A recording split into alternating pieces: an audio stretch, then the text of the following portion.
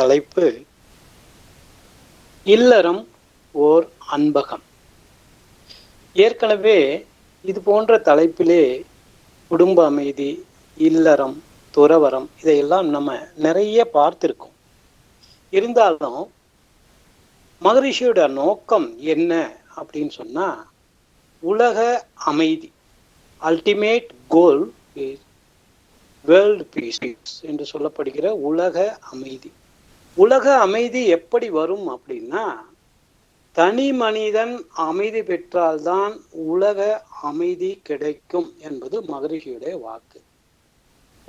தனி மனிதனுடைய அமைதி என்ற ஒரு நிலை ஏற்பட வேண்டும் என்றால், அவன் சார்ந்திருக்கக்கூடிய இல்லறம் அமைதியாக இருந்தால்தான் அவனுக்கு அந்த தனி மனித அமைதி என்பது ஒரு முழுமை பெறும்.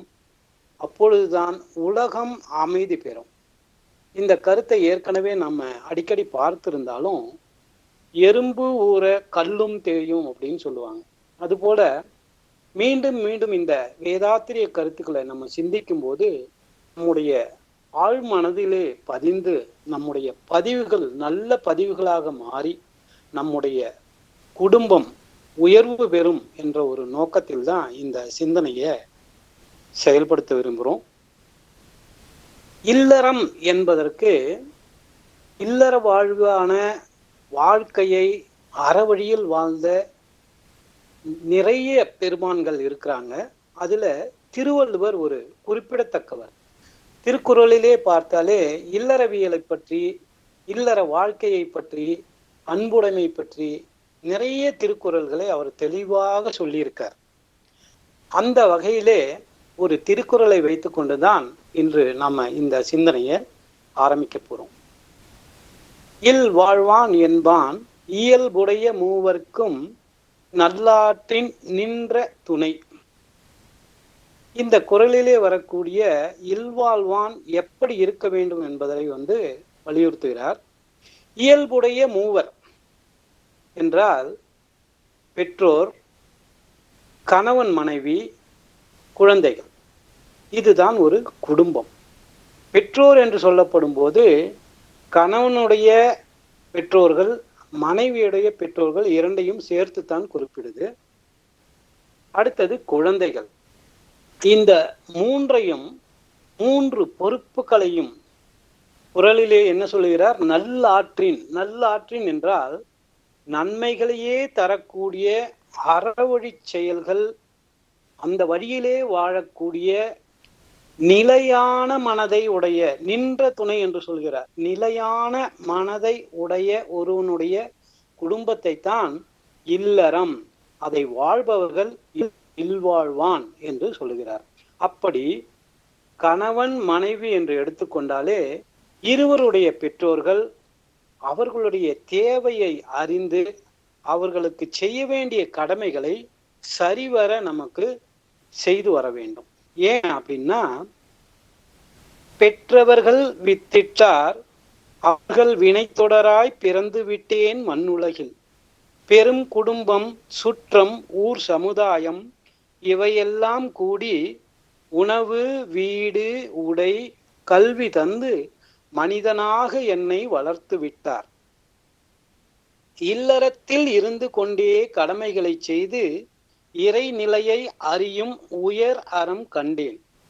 பிறவி பேராம் மறைபொருளை குரு உணர்த்த மனவளத்தில் சிறப்படைந்தேன் என்கிறார் பகவான் வேதாத்ரி மகரிஷி அவர்கள்.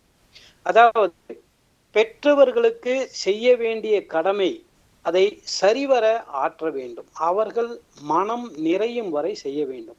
இதற்கு ஒரு எல்லை என்கின்ற காலம் உண்டா என்று கேட்டால் அதைத்தான் என்ன சொல்கிறார்? நீடித்து நின்ற துணை அப்படின்னு சொல்றாரு வள்ளுவர்.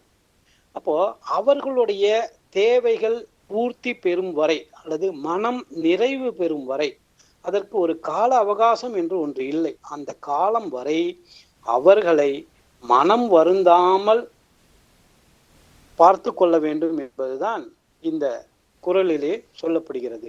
அதாவது இயல்புடைய மூவரையும் நல்ல முறையில் பார்த்து கொள்ள வேண்டியது கணவன் மனைவியாகிய இல்வாழ்வான் என்பவருக்கு ஒரு விளக்கமாக கொடுத்து கொண்டிருக்கிறார் திருவள்ளுவர்.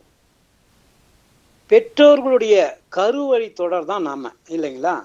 அவர்களுக்கு செய்யக்கூடிய தொண்டு நம்முடைய கருமைய தூய்மைக்கான ஒரு வழிதான். நம்முடைய முக்களங்கங்களும் எப்படி குறைந்து கொண்டேதான் இருக்கும். அந்த பெற்றோர்களுக்கு செய்யக்கூடிய தொண்டினாலே கருமைய தூய்மை, முக்களங்கங்கள் இதெல்லாம் மறையும்.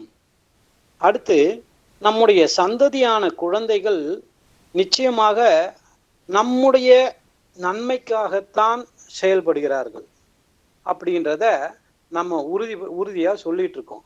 அவர்களுக்கு தேவையான பருவங்களில் பொருளாலோ அறிவினாலோ கடமைகளை செய்து அவர்களும் சமுதாயத்திலே உயரக்கூடிய வரை உதவியாக இருப்பதுதான் ஒரு இல்வாழ்வான் எனப்பட்ட இல்லறவாசியுடைய கடமையாக சொல்லப்படுது. மேலே பார்த்த பெற்றோர் குழந்தைகள் இருவரையும் நன்றாக பார்த்து கொள்ள வேண்டுமானால் அதற்கு என்ன முக்கியமாக கணவன் மனைவியிடையே ஒரு வற்றாத அன்பு நிலைத்து இருக்க வேண்டும். அவர்களுடைய பரஸ்பர அன்பின் பிணைப்பு தான் இனிமையான இல்லறமாக இருக்க முடியும். ஏற்கனவே குடும்ப அமைதியிலே சொன்னபடி விட்டு கொடுத்தல், சகிப்புத்தன்மை, தியாகம், இந்த மூன்றும் கணவன் மனைவி ஆகிய இருவரிடமும் அதே சமயத்தில் பெற்றோர்களிடமும் குழந்தைகளிடமும் மலர்ந்திருக்க வேண்டும். நீ விட்டு கொடுப்பதா நான் விட்டு கொடுப்பதா அப்படின்ற ஒரு கேள்வியே இங்க வரக்கூடாது. மகரிஷி ஏற்கனவே சொன்னதாக நாமளும் கேள்விப்பட்டிருக்கோம். அறிவாளி யாரோ அவர்கள் தான் விட்டு கொடுப்பாங்க அப்படின்னு சொல்லுவார். அதாவது விட்டு கொடுக்கும் பண்பு வந்தாலே ஆட்டோமேட்டிக்காக சகிப்புத்தன்மையும் தியாகமும் தானாக அமைஞ்சிடும். விட்டு கொடுக்கக்கூடிய மனம் இல்லை அப்படின்னா அங்க என்ன பிணக்கு ஏற்படுவது தவிர்க்கிறதுக்கு சான்ஸே கிடையாது. பலவிதமான வாழ்க்கை சிக்கல்களையும் குழப்பங்களையும் ஏற்படுத்தி நம்முடைய வாழ்வின் அமைதியை குலைப்பதற்கு ஒரு காரணமாக அமைஞ்சிடும். அதே சமயத்துல இந்த பிணக்குகளை தவிர்ப்பதற்காக விட்டு கொடுத்தல் அப்படின்றதுக்கு ஒரு நிகழ்ச்சியை பார்க்கலாம். ஒரு தம்பதிகள் இருக்காங்க, அவங்களுக்கு முதலாக ஒரு ஆண் குழந்தை பிறக்குது. ஆண் குழந்தை பிறக்கும் போது என்ன, அதுக்கு பேர் வைக்கணும். பேர் வைக்கும் போது கணவர் சொல்றாரு, என்னுடைய அப்பா பேரு முரளி, முரளி என்ற பேரு தான் வைக்கணும், அல்லது முரளியில தொடங்குற பேரு வைக்கணும் அப்படின்னு சொல்றாரு. மனைவி சொல்றாரு, இல்ல என்ன அப்பாவோட பேரு தான் வைக்கணும் அப்படின்னா, என்னுடைய அப்பா பேரு கிருஷ்ணன், கிருஷ்ணன் என்ற மீனிங் உள்ள பேரை தான் வைக்கணும் அப்படின்ற மாதிரி சொல்றாங்க. ரெண்டு பேரும் விட்டு கொடுக்கவே மாட்டேங்கிறாங்க இந்த பேர் வைக்கிற விஷயத்துல. அப்போ ரெண்டு பேருக்கும் வாக்குவாதம் தொடர்ந்து வர பக்கத்துல இருக்கிற பக்கத்து வீட்டுக்காரர் வராரு. வந்துட்டு கேக்குறாங்க, அம்மா என்ன பிரச்சனை, ஏன் சண்டை போட்டுட்டு இருக்கீங்க அப்படின்னு கேட்கும்போது அவங்க சொல்றாங்க, எனக்கு பேரை வைக்கணும். இவர் சொல்றாரு இவங்க அப்பா பேரை தான் வைக்கிறான்னு, நான் சொல்றேன் எங்க அப்பா பேரை தான் வைக்கணும் அப்படின்னதும், இதுல யாராவது விட்டு கொடுங்கம்மா அப்படின்னா ரெண்டு பேருமே ஒத்துக்க மாட்டேங்கிறாங்க. நான் ஒத்துக்க மாட்டேன் அப்படின்றாங்க. அப்போ ரெண்டு பேருக்கும் பொதுவா நான் ஒரு பேரை சொல்றேன், அதை வைங்க. அப்போ சரி அப்படிதான் செய்வோம் அப்படின்னு சொல்லிட்டு அவர் சொல்றாரு, பாலமுரளி கிருஷ்ணான்னு பேர் வைங்க அப்படின்றாரு. சரி, அவங்க சொல்ல இவங்களுக்கும் சந்தோஷம். சரி, என்னுடைய அப்பா பேரு முரளியும் வந்துருச்சு, உன்னுடைய அப்பா பேரு கிருஷ்ணாவும் வந்துருச்சு அப்படின்ட்டு சந்தோஷமா போயிடுறாங்க. இந்த கோபம் எல்லாம் கொஞ்சம் சமாதானமாகி அமைதியாயிட்டு வரும்போது அப்ப யோசிச்சு பாக்குறாங்க, பாலமுரளி கிருஷ்ணா பேர் நல்லாதான் இருக்கு. சரி, முரளி என்னுடைய அப்பா பேருமா, உங்க அப்பா பேரு கிருஷ்ணன், முரளி கிருஷ்ணன், ஓகே, இந்த பாலா எங்க இருந்து வந்ததுன்னு கேக்குறாங்க. அப்போ அது என்னன்னு யோசிச்சு பார்த்தா பக்கத்து வீட்டுக்காரன் பேரு பாலசுப்ரமணியம். அப்போ அந்த பாலா என்ற பேரை தான் இவன் இணைச்சு பால முரளி கிருஷ்ணான்னு வச்சுட்டான். இதுல இருந்து என்ன தெரியுதுன்னா, நம்முடைய பிணக்குகள், கணவன் மனைவிக்கிடையே உள்ள பிணக்குகள் அங்க மட்டும்தான் இருக்கும். அது வெளியே தெரிந்தா மூன்றாவது ஆள் தலையை நுழைக்க ஆரம்பிச்சிருவான். அப்ப மூன்றாவது ஆளுக்கு தெரியக்கூடாத நிலையில தான் நம்ம வீட்டிலே இருக்கக்கூடிய பிணக்குகள் இருக்க வேண்டும் அப்படின்றதுக்கு இந்த கதையை ஒரு உதாரணமா எடுத்துக்கலாம். ஆக கணவன் மனைவிக்கு இடையே இருக்கக்கூடிய கருத்து வேறுபாடுகள் மூன்றாவது மனிதனுக்கு தெரியக்கூடாது. ஏன்னா இந்த கருத்து வேறுபட்டு நிற்கக்கூடிய நிலை வந்தா குடும்பத்துல அமைதி முற்றிலுமாக மறைந்துவிடும். அதுவும் இல்லாம பொதுவா குழந்தைகளுக்கு முன்னால நம்ம பிணக்குகளையோ நம்முடைய சங்கடத்தையோ தெரிவிக்கவே கூடாது. காரணம், அவங்களுக்கு நம்ம தான் ரோல் மாடலா முன்னுதாரணமா இருக்கோம். ஆக அவர்களுக்கு மனவளமும் அறிவுத்திறனும் சிறப்பாக இருக்கணும் அப்படின்னு நம்ம நினைச்சோம்னா, அவங்க முன்னாடி நம்ம நல்ல முறையிலே சண்டையிடாமல், பிணக்குகள் இல்லாமல், அன்போடு அறவழி வாழ்ந்து அவர்களுக்கு வழிகாட்டியாக முன்னுதாரணமாக இருக்கணும் அப்படின்றதுதான் மகரிஷி குடும்ப அமைதியில சொல்றாரு. அன்பு மட்டுமே நிலைத்து நிற்கக்கூடிய ஒரு நிலையில வாழ்ந்தா எல்லாருடைய இல்லமும் ஒரு அன்பகம் என்ற ஒரு நிலையத்தான் அடையும். இது கொஞ்சம் சிரமமான காரியம்தான். ஆனாலும் மகரிஷி போன்றவர்கள் குடும்ப அமைதிக்கான வழியை, இல்லறத்தை நல்லறமாக ஆக்கக்கூடிய வழியை நிறைய பிராக்டிக்கலா சொல்லியிருக்காங்க. இதைத்தான் சொல்லுவாங்க, ஒருவர் பொறை இருவர் நட்பு அப்படின்னு சொல்லுவாங்க. அதாவது ஒருவர் கோபப்பட்டாலும் அந்த கோபத்தை அடுத்தவர் சகித்து கொண்டு தாங்கிக் கொண்டு பிணக்குகள் ஏற்படாத முறையிலே நடந்து கொள்வதைத்தான் ஒருவர் பொறை இருவர் நட்பு அப்படின்னு சொல்றாங்க. அந்த குடும்பம் தான் இல்லறம் நல்லறமாக இருக்க முடியும். அப்புறம் நம்முடைய WCSC தலைவர் SKM ஐயா அடிக்கடி சொல்லுவாரு, பொதுவா உங்களுடைய பிணக்குகள் வரும்போதாவது கொஞ்சம் அமைதியாக இருங்க அப்படின்வாரு. அப்படி இல்லைன்னா பொதுவா நம்ம எல்லாருமே சொல்லுவோம், மௌனம் என்பது நம்மால இருக்க முடியறது இல்லை, நமக்கு பலவித வேலைகள் இருக்கு, அப்பதான் வேலை வந்துடுது அப்படின்னு சொல்லி மௌனத்தை தவிர்ப்பாங்க.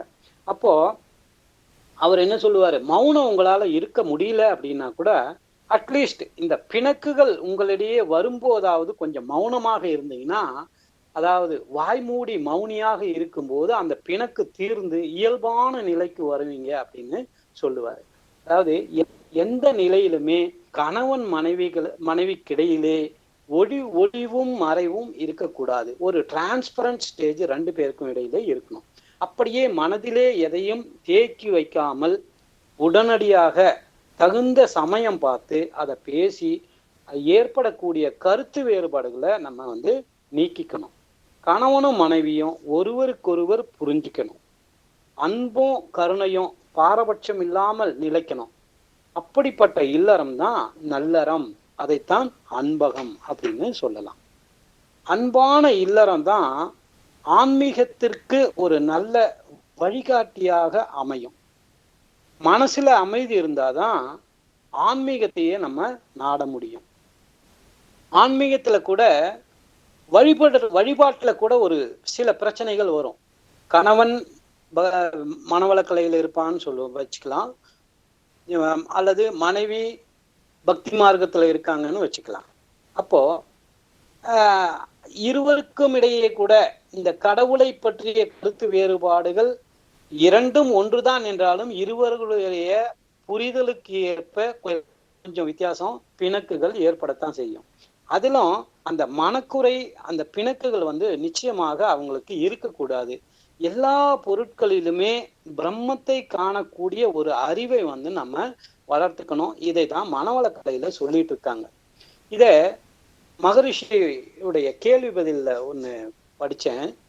மகரிஷியிடம் ஒரு அன்பர் கேள்வி கேட்கிறாரு, ஐயா, என்னுடைய மனைவி பிரம்மஞானம் வரை எடுத்து விட்டார், இருந்தாலும் இந்த கோயிலுக்கு போய் தேங்காய் உடைக்கிறத நிறுத்தல சுவாமிஜி, என்ன பண்றது அப்படின்னு மகரிஷி கேட்கிறாரு. அப்போ மகரிஷி சொல்றாரு, இதுல நீங்க கவலைப்படுறதுக்கு ஒண்ணுமே இல்லை.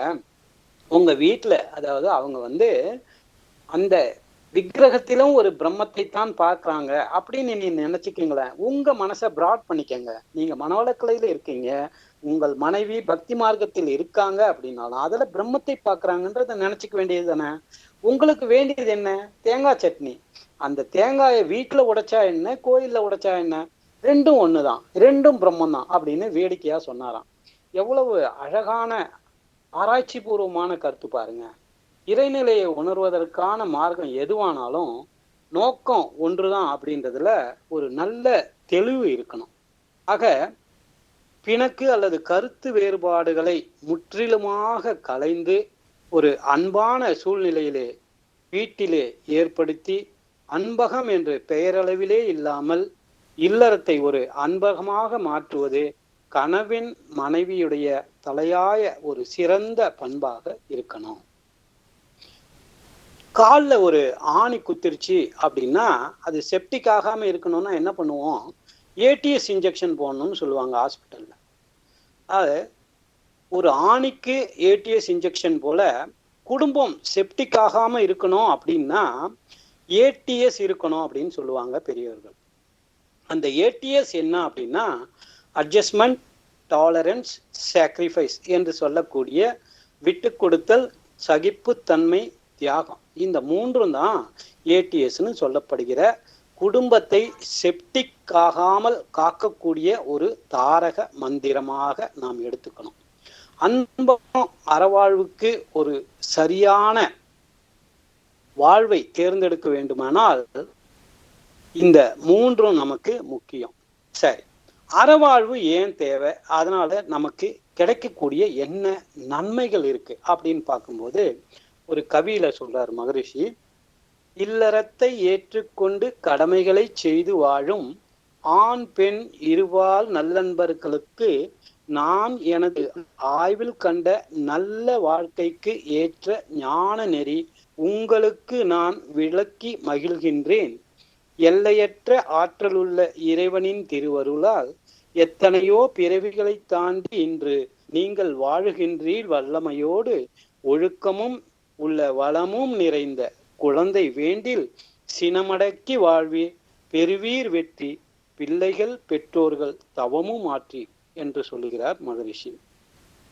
நேர்மையான வழியிலே முறையாக சேர்த்த செல்வத்திலே குடும்பத்தை ஏற்று நடத்தி பெற்றோர், வாழ்க்கை துணை, பிள்ளைகளுக்கு தேவையான கடமைகளை அவ்வப்போது செய்து வரும் கணவன் மனைவிக்கு மகரிஷி தன்னுடைய வாழ்விலே ஆய்ந்து கண்ட ஞான வழிகளைத்தான் சொல்லுகிறார். மனவளக்கலையாக, குடும்ப அமைதியாக, அதே சமயத்தில் உலக அமைதியாக, எல்லையில்லாத ஆற்றல் படைத்த இறைநிலையே பிரபஞ்சமாகவும் ஓரறிவு முதல் 6 அறிவான மனிதனாக பிறவிகளை எடுத்து வருகிறீர்கள். எல்லா வளங்களும் ஒழுக்கமும் உங்கள் அடுத்த பிறவியான கருவிலே திருவுடைய குழந்தைகள் வேண்டுமெனில் பஞ்சமகா பாதகங்களுக்கு காரணமான சினத்தை அடக்கி வாழ வேண்டும் என்று சொல்லுகிறார். அதே முறையில் 6 குணங்களையும் முறைப்படுத்தணும். பிள்ளைகள், கணவன் மனைவி, பெற்றோர்கள் கடமைகளை தவறாமல் தவமாக நினைத்து செய்யும் போது வெற்றி நிச்சயம் அப்படின்றாரு மகரிஷி. இதைத்தான் இன்பம் நிறைந்த இல்லற வாழ்க்கை அப்படின்றார். இல்லறத்திலே தாய் சேய் நலம் அப்படின்னு சொல்லும்போது அது பெண்களுக்கோ குழந்தைகளுக்கோ மட்டுமல்ல, மனித குலத்திற்கே பொதுவான ஒரு மதிப்புடைய ஒரு விஞ்ஞானம். மனித குல மேன்மைக்காகவே தாய் சேய் நலம் அப்படின்ற ஒரு பிரிவை எல்லோரும் மதிச்சு அதற்கு ஒவ்வொருவராலும் ஆகக்கூடிய செயல்களை செய்ய வேண்டியது மிக மிக அவசியம். தாய்க்கும் சேய்க்கும் நோய் வராமல் தடுக்க வேண்டுமானால் கருவுற்ற நாள் முதற்கொண்டு பிரசவ காலம் வரை அதை கவனிக்க வேண்டியது பெண்கள் மற்றும் கணவனுடைய கடமை, பெற்றோர்களுடைய கடமை. கருவுற்ற காலத்திலே ஒரு பெண்ணுடைய மனம் சோர்வு அடையுமேயானால் அல்லது பிணக்கு ஏற்படுமேயானால், வருத்தம் அடைய செய்வோமேயானால் ஒவ்வொரு வருத்தமும் பிணக்கும் குழந்தைகளே மனதாலே பாதிப்பை ஏற்படுத்தும் என்பது உண்மை. மனம் அப்படின்றது என்ன? ஏற்கனவே பார்த்திருக்கோம். கருமையம், அதாவது ஜீவகாந்த ஆற்றல், இருப்பு நிலையான அறிவு, இயக்க நிலையான மனம் அப்படின்ற நிலையில அனைத்தடக்கம் பெற்ற ஒரு இயற்கை நிதி. இதை நாம பரிபூர்ணமாக உணர்ந்தணும். கணவன் எவ்வாறு கருவுற்ற பெண்ணோடு நடந்து கொள்ள வேண்டும், அந்த காலத்திலே ஏற்படக்கூடிய மனநிலை குழந்தைகளை, அதாவது குழந்தைகள் நம்முடைய வருங்காலம் அல்லது அவர்களை எப்படி பாதிக்கும் அப்படின்றத தெரிஞ்சுக்கிட்டு விளைவறிந்த விழிப்பு நிலையோடு செயல் புரிந்து இந்த வாழ்க்கையை நல்வாழ்வாக அன்பகமாக மாற்றக்கூடியது என்கிறார் மகரிஷி. அன்பு ஊற்றாம் இல்லறத்தில் ஆண் பெண் இருவேரும் அவரவர் துணைவர்களை மனம் வருந்த செய்தால் துன்ப உணர்வலை எழும்பி தாக்கியோரை தாக்கும் தொல்லை தரும் சாபமாம் நோய்கள் வரும். தேர்வீர் இன்ப ஊற்று இருவரிடை பெருக வாழ்த்துதலோடு இன்முகமும் பொறுமை தியாகம் தகைமை காட்ட வேண்டும். தன் புகழ் விளக்கும் நல்ல தரமுடைய மக்கள் தழைப்பார்கள் இல்வாழ்வை ஆய்ந்து கண்ட உண்மை என்று மகரிஷி ஒரு கவியிலே கொடுக்கிறார். அதாவது கணவன் மனைவியிடையே ஒளிவு மறைவு என்ற ஒரு செயல் இருக்கவே கூடாது. இனிமையான குடும்ப வாழ்வை குலைக்கக்கூடிய ஒரு சூழ்நிலையை ஏற்படுத்துவதற்கு இந்த ஒளிவு மறைவு ஒரு காரணமாகிவிடும். டிரான்ஸ்பரன்சி, அதாவது இந்த டிரான்ஸ்பரன்சி என்ன என்று சொல்லக்கூடிய ஒளிவு மறைவற்ற தன்மை தான் இல்லறத்தை நல்லறமாக அன்பகமாக மாற்றக்கூடிய ஒரு சிறந்த வழி. இது குறையும் போதுதான் குடும்பத்துல சிக்கல்கள், பிணக்குகள், குழப்பங்கள், கவலை இது எல்லாமே சேர்ந்து குடும்ப அமைதியை கெடுத்துடுது. விட்டு கொடுத்தல் என்ற ஒரு பண்பின் ஒரு பகுதி தான் இது. வாழ்க்கை துணைவர்களிடையே வெளிப்படையாக இருக்க வேண்டும். கணவன் மனைவியிடமும் மனைவி கணவனிடமும் வெளிப்படையாக இருக்க வேண்டும். ரகசியம் என்பது வாழ்க்கை துணையிடம் இருக்க வேண்டியதே கிடையாது. தவறாகவே இருந்தாலும் அந்த நேரத்தில் தவறாக தோன்றினாலும் ஒருவரை ஒருவர் கலந்து பேசி அந்த தகுந்த சமயத்திலே மன்னிப்பு என்ற ஒரு மாபெரும் வழியை கொண்டு மனப்பூர்வமாக மறக்கவும் அந்த தவறு மீண்டும் நடக்காமல் விழிப்பு நிலையில் இருக்கவும் பழகணும். குடும்பத்துல அன்புதான் ஆட்சி செய்யணும், ஆணவம் ஆட்சி செய்யக்கூடாது அப்படின்னு அருட்தந்தை வேதாத்ரி மகரிஷி அவர்கள். இன்றைய காலகட்டத்தில் பார்த்தீங்கன்னா கணவன் மனைவி 2 பேருமே வேலைக்கு போய் பணம் சேர்க்கிறாங்க. இருந்தாலும் பல குடும்பங்களில் ஈகோ வந்துடுது. அந்த ஈகோவினால பல சிக்கல்கள் உருவாகுது. இதில் என்னுடைய வாழ்க்கையிலே என் நண்பர் ஒருவர் சொன்ன உண்மை அனுபவம், அதை உங்களிடம் பகிர்ந்து கொள்கிறேன். நண்பர் ஒருவருடைய சகோதரர் ஒரு நல்ல வசதியான குடும்பம், பல சிறு தொழில்களை செய்து நல்ல வருமானம், நல்ல பேங்க் பேலன்ஸ் இருக்கு. மனைவி ஒரு பையன் ஒரு பொண்ணு 2 குழந்தைங்க இருக்காங்க. ஆனந்தமா தான் வாழ்க்கை போயிட்டு இருக்கு. மனைவியிடமும் குழந்தைகளிடம் ஒரு நல்ல பிரியமா தான் இருப்பார் அவரு. ஆனா அவருடைய தொழிலை பத்தியோ பணம், பேங்க் பேலன்ஸ், வருமானத்தை பத்தியோ மனைவியிடம் சொல்லவே மாட்டாரு.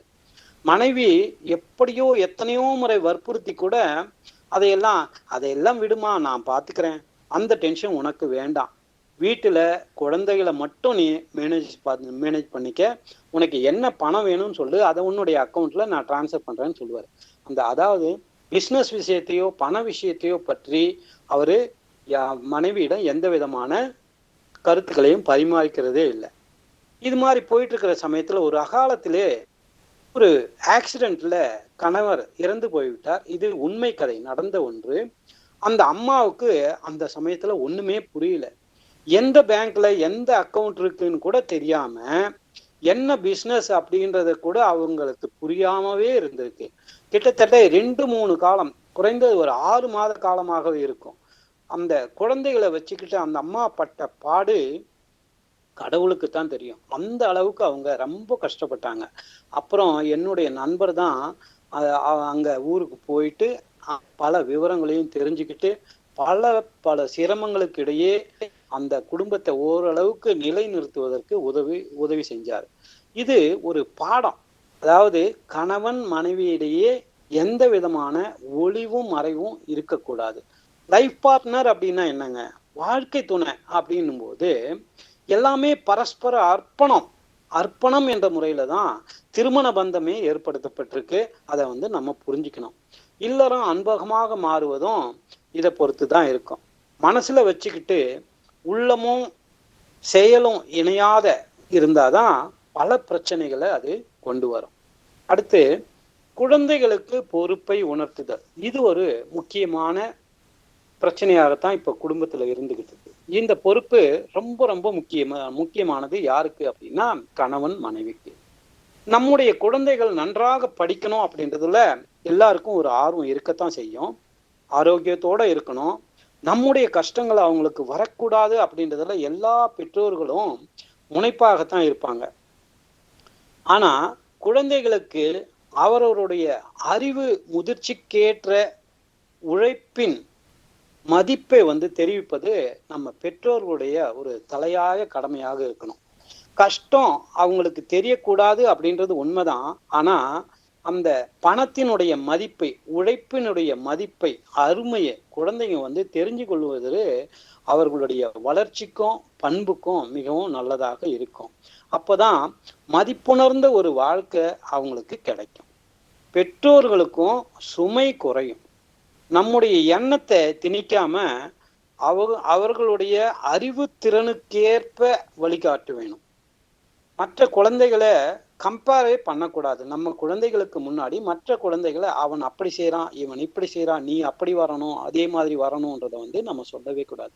அதே மாதிரி நம்முடைய சின்ன வயதிலே நமக்கு ஏற்பட்டிருந்த அனுபவங்களை அவங்க கிட்ட நான் அந்த காலத்துல அப்படி இருந்தேன் இப்படி இருந்தேன் என்ற பழைய கதையை சொன்னாலே அவங்களுக்கு ஆட்டோமேட்டிக்கா மனதிலே ஒரு தாழ்வு மனப்பான்மை ஏற்பட வாய்ப்பு உண்டாகிடும். குழந்தைகளுடைய மன வளர்ச்சிக்கு தகுந்தபடி அவர்களுக்கு புரிய வைக்கணும். நம்முடைய அறிவை அவர்களிடம் திணிக்க கூடாது அப்படின்றதுதான் இந்த இல்லறத்திலே ஒரு நல்லறமாக இருக்கு. உண்மையிலே இன்றைய குழந்தைகளை பார்த்தோம்னா நம்ம விட அறிவுல சிறந்தவங்களா தான் இருக்காங்க. அறிவில ஆகட்டும், வளர்ச்சியிலாகட்டும், அந்த உலக அறிவை பற்றி ஆகட்டும், நம்மை விட அவங்க நல்ல அறிவாளிகளா தான் இருக்காங்க. அதை நம்ம தகுந்த முறையில பயன்படுத்திக்கணும். வயதுக்கு தக்கபடி ஒரு விளக்கத்தை அவங்களுக்கு சொல்லணும். சின்ன குழந்தைகளை கிட்ட போய் பெரிய விஷயங்களை சொல்லுங்க. அவங்க எந்த அளவுக்கு புரிஞ்சுக்கிறாங்களோ அந்த அளவுக்கு நம்ம கருத்துக்களை நம்ம அவங்களுக்கு கொடுக்கணும். அப்பதான் அது அவர்களுக்கு தகுந்த முறையில போய் சேரும். இதற்கு ஒரு நிகழ்ச்சி இருக்கு.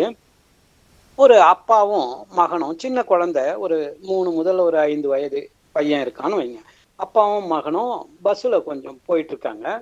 போயிட்டே இருக்கும்போது கொஞ்ச நேரம் கழிச்சதும் குழந்தை அப்பாவோட கேட்குறான், அப்பா இந்த பஸ் எப்படிப்பா போகுது, இது தெரியுமா அப்படின்னு கேட்குறான். அப்பா சொல்றாரு, அப்பா ஆட்டோமொபைல் மெக்கானிக்கல் இன்ஜினியரு. அவரு விளக்க ஆரம்பிக்கிறாரு.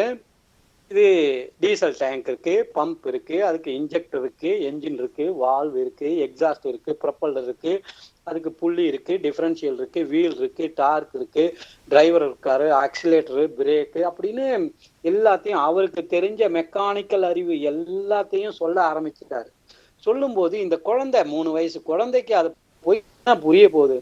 அப்பா ஒரே வார்த்தை சொல்றான், அப்பா உங்களுக்கு ஒண்ணுமே தெரியலப்பா, இந்த பஸ் எப்படி போகுதுன்னு நான் கண்டுபிடிச்சிட்டேன். அப்படியா, எப்படியா சொல்லு அப்படின்னதும் அவன் சொல்றான், அப்பா கண்டக்டர் 2 விசில் கொடுத்தாருன்னா பஸ் போகும், 1 விசில் கொடுத்தா பஸ் நிக்கும் அப்படின்னு சொன்னான். ஆக நம்முடைய அறிவை, நமக்கு தெரிந்ததையெல்லாம் குழந்தைங்க மேல திணிக்காம அவங்களுடைய மனதிலே என்ன இருக்கிறது அப்படின்றத தெரிஞ்சுக்கிட்டு அதை நல்வழியிலே அதை அறிந்து அதை பட்டை தீட்ட தொடங்கினால் இந்த நல்ல ரத்தினங்களாக நம்முடைய குழந்தைகள் ஜொலிப்பார்கள். குழந்தைகளிடமும் பெற்றோர்களிடமும் நல்ல இணக்கமும் அன்பும் நிலையாக இருக்கும். இப்படி இல்லறத்திலே பெற்றோருக்கும் வாழ்க்கை துணைக்கும் குழந்தைக்குமான கடமைகளை காலம் தவறாமல் செய்ய வேண்டும். அப்போதுதான் இல்லறம் நல்லறமாக இருக்கும், அன்பகமாக மாறும். இதற்காக அருட்தந்தை வேதாத்திரி மகர்ஷி அவர்கள் ஒரு வழியை சொல்லுகிறார். அகத்தவத்தால் 5புலனை அடக்கி அறிவறிந்திடலாம், அகத்தவத்தால் அருகுண ஆளுமை பேர் அடைந்திடலாம், அகத்தவத்தால் அனைத்துயர்கள் அரும் நட்பை பெற்றிடலாம், அகத்தவத்தால் இல்லறத்தை அன்பகமாய் ஆற்றிடலாம் என்று சொல்கிறார். மனவளக்கலையில் அகத்தவத்தை முழுமையாக நம்முடைய வாழ்க்கையிலே உணர்ந்து செய்ய வேண்டும். 5புலன்கள் அடங்கும் அறிவையும் தன்னையும் அறியலாம், 6 குணங்களையும் சீரமைக்கலாம். உலகத்திலே, உலக சமுதாயத்திலே எல்லா உயிர்களின் நட்பையும் நலத்தையும் உணரலாம். இனிமையான இல்லறத்தை அன்பும் கருணையும் நிறைந்த அன்பகமாய் மாற்றலாம். இன்னும் ஒரு எளிய வழி, எல்லோரும் மனவள யோகக்கலை பயிற்சிகளை மனப்பூர்வமாக எடுத்துக்கொண்டு மகரிஷியின் அருளை நம் வாழ்வின் வளமாக மாற்றிக்கொள்ளலாம். கிட்ஸ் யோகா ப்ரோக்ராம் இன்னைக்கு நன்றாக நடந்து கொண்டிருக்கிறது. அதற்கு தகுந்த வயதிற்கு தகுந்த குழந்தைகளை எளிய முறை உடற்பயிற்சியும் காயக்கல்ப பயிற்சியும் அகத்தாய்வும் அகத்தவமும் கற்று தேர்ந்து கற்றபடி வாழ்க்கையிலே இல்லறத்திலே பயன்படுத்துவோம் எனால் ஒவ்வொரு இல்லறமும் அன்பகமாக மாறும் என்பதே நிச்சயம். இது நிதர்சனமான உண்மை. இந்த நிகழ்விலே கலந்து கொண்ட சிந்தனையை பகிர்ந்து கொள்ள வாய்ப்பளித்த அனைத்து மெய்யன்பர்களுக்கும் மனமார்ந்த நன்றி. அருட்பேராற்றல் கருணையினால் உடல் நலம், நீளாயுள், நிறை செல்வம், உயர் புகழ், மெய்ஞானம் ஓங்கி வாழ்க வளமுடன், வாழ்க வளமுடன், வாழ்க வளமுடன்.